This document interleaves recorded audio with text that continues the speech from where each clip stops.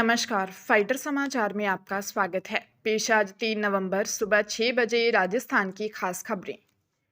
राजस्थान लोक सेवा आयोग द्वारा असिस्टेंट प्रोफेसर भूगोल के तीसरे चरण और सहायक कृषि अधिकारी के दूसरे चरण के इंटरव्यू 17 नवंबर से शुरू होंगे। आयोग ने साक्षात्कार कार्यक्रम जारी कर दिया है। साक्षात्कार के ये चरण 25 नवंबर तक चलेंगे। साक्षात्कारों में शामिल होने वाले अभ्यर्थियों को विस्तृत आवेदन पत्र भरकर साक्षात्कार के समय 2 प्रतियों में मैं समस्त प्रमाण पत्रों की फोटो प्रतियों से आवश्यक रूप से प्रस्तुत करने होंगे। स्वयं का नवीनतम पासपोर्ट साइज रंगीन फोटो, नवीनतम स्पष्ट फोटो युक्त मूल पहचान पत्र एवं समस्त मूल प्रमाण पत्र मैं फोटो प्रति के साथ उपस्थित होना सुनिश्चित करना होगा, अन्यथा साक्षात्कार से वंचित कर दिया जाएगा। अभ्यर्थियों के साक्षात्कार पत्र आयोग की वेबसाइट पर यथासमय अपलोड कर दिए जाएंगे। अलवर जिले में भीषण सड़क हादसे में एक ही परिवार के 4 लोगों की मौत हो गई। तेज रफ्तार थार गाड़ी की चपेट में आने से बाइक सवार पति पत्नी, उनका बेटा और भतीजे की मौत हो गई। परिवार भतीजे की शादी में आयोजित महिला संगीत कार्यक्रम में शामिल होकर घर लौट रहा था। जानकारी के अनुसार ककराली के नंगली झीड़ा गांव निवासी 35 वर्षीय महेंद्र जाटव अपनी पत्नी 30 वर्षीय गुड्डी देवी, 3 वर्षीय बेटे पूर्वांश और छोटे भाई सुबेदीन की बेटी 13 वर्षीय पायल तथा 9 वर्षीय खुशबू के साथ बाइक पर सवार होकर शालीमार गया था। वहां भतीजे की शादी से पहले आयोजित महिला संगीत कार्यक्रम में सभी ने हिस्सा लिया, जिसके बाद सभी एक ही बाइक पर सवार होकर अपने गांव लौट रहे थे। जब वे छठी मील के पास कलराली गांव की कटिंग के नजदीक पहुंचे, तभी सामने से आ रही तेज रफ्तार थार गाड़ी ने उनकी बाइक को जोरदार टक्कर मार दी। घायलों को तुरंत जिला अस्पताल ले जाया गया, जहां डॉक्टरों ने महेंद्र, उसके बेटे पूर्वांश और भतीजे पायल को मृत घोषित कर दिया। इलाज के दौरान गुड्डी देवी की भी मौत हो गई। उदयपुर जिले में किशोरी से दुष्कर्म के अभियुक्त को कोर्ट ने 10 वर्ष के कठोर कारावास व 5,000 रुपये जुर्माने की सजा सुनाई है। पीड़िता के पिता ने पनरवा थाने में पिछले साल 19 अक्टूबर को रिपोर्ट दी थी कि 8 मार्च 2024 को नाबालिग बेटी घरेलू सामान खरीदने बाजार गई, लेकिन लौटी नहीं। पूछताछ और तलाश की तो पता लगा कि खापा अमीरगढ़ बनासकांठा गुजरात निवासी सुरेश भाई उसे भगाकर गुजरात ले गया।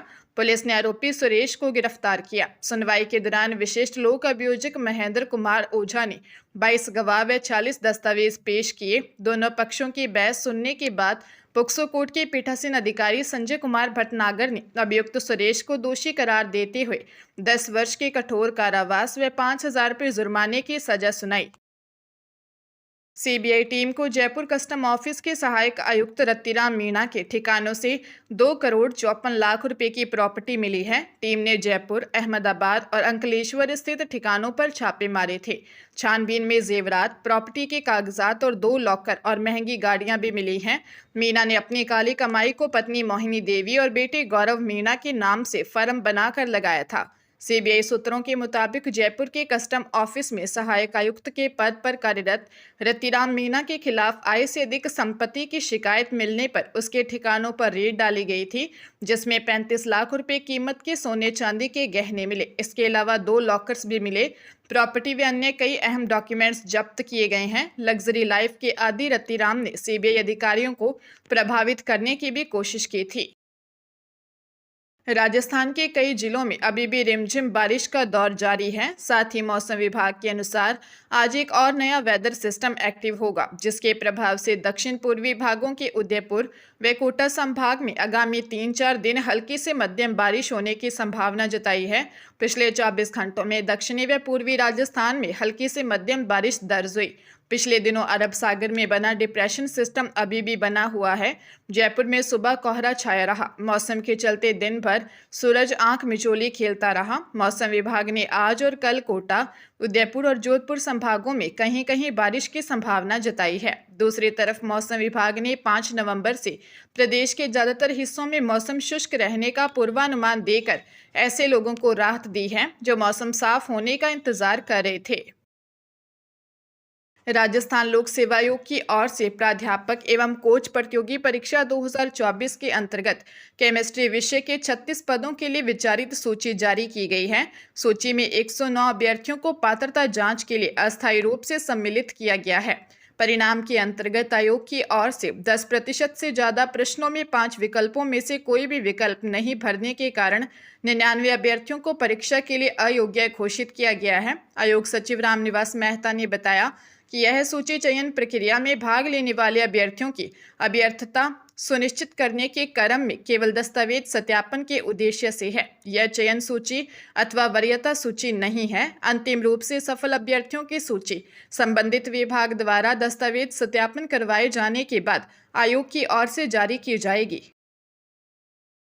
भरतपुर जिले में खनन विभाग के नाम पर जालसाजी का एक बड़ा मामला उजागर हुआ है। जिले में एक ठेकेदार ने विभागीय आदेशों और हस्ताक्षरों की फर्जी प्रतियां तैयार कर खनिज का अवैध उपयोग किया और राज्य सरकार को करीब 1,51,00,000 रुपए का राजस्व नुकसान पहुंचाया। मामले का खुलासा खनिज अभियंता कार्यालय की जांच में हुआ, जिसके बाद थाना मथुरा गेट में खनिज अभियंता केसी गोयल ने ठेकेदार के खिलाफ दी रिपोर्ट में बताया कि ठेकेदार कुंदन सिंह कॉन्ट्रैक्टर निवासी बड़खेड़ा फौजदार डीग द्वारा प्रस्तुत दस्तावेजों की सत्यता जांचने के लिए उन्हें 28 अक्टूबर को व्हाट्सएप के माध्यम से खनिज अभियंता कार्यालय को भेजा। जांच करने पर पता चला कि ठेकेदार द्वारा प्रस्तुत दस्तावेज सभी फर्जी और कूट रचित हस्ताक्षरों वाले हैं। ठेकेदार ने इन कागजों में खनिज अभियंता के हस्ताक्षर दर्शाते हुए उन्हें असली सरकारी दस्तावेज के रूप में इस्तेमाल किया। पुलिस ने मामला दर्ज कर जाँच शुरू कर दी है।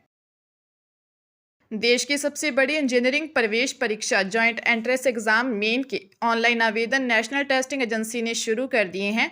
यह ऑनलाइन आवेदन 27 नवंबर तक चलेंगे, जिसमें परीक्षा को देने के इच्छुक कैंडिडेट रजिस्ट्रेशन आधिकारिक वेबसाइट jee.main.nta.nic.in पर कर सकते हैं। परीक्षा आवेदन में जानकारी 10वीं बोर्ड की अंक तालिका के आधार पर भरी जानी है। एजुकेशन एक्सपर्ट्स के अनुसार ऑनलाइन आवेदन 3 प्रक्रिया में होगा। पहला रजिस्ट्रेशन, दूसरा एप्लीकेशन फॉर्म और तीसरा फीस का भुगतान है। एग्जाम में फिजिक्स, केमिस्ट्री व मैथमेटिक्स सब्जेक्ट होना जरूरी है। साल 2025 में आयोजित हुई जेईई मेन परीक्षा में 15,39,848 कैंडिडेट रजिस्ट्रेशन करवाया था, जबकि परीक्षा 14,75,103 ने दी। फरीदाबाद में जमीन दिलाने को लेकर प्रॉपर्टी डीलर ने 63,84,000 रुपये ठगने का मामला सामने आया है।